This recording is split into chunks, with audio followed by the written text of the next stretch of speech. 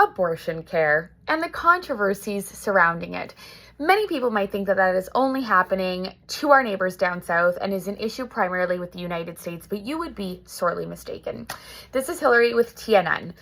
In my lifetime, growing up in New Brunswick, I had heard many difficult things about abortion care, specifically as it relates to Clinic 554 or the Morgentaler Clinic that existed around or in Fredericton.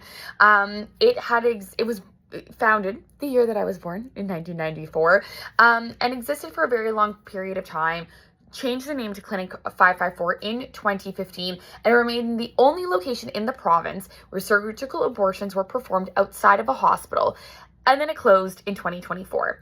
I remember the amount of controversy around it existing, the threats of it closing for a long period of time.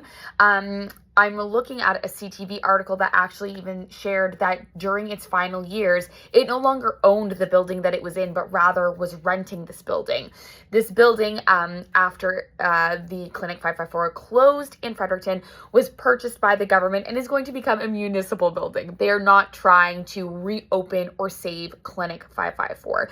And this has been something, like I said, that I have heard about, I think, for the last 15 years of my life.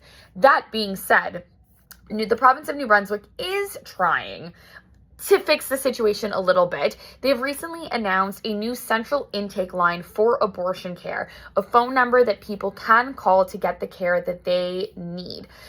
So on their Facebook, the government of New Brunswick has shared that this central self-referral line provides details about both medical and surgical abortion options and helps individuals schedule an appointment that works best for them, whether it's the soonest available or the closest location.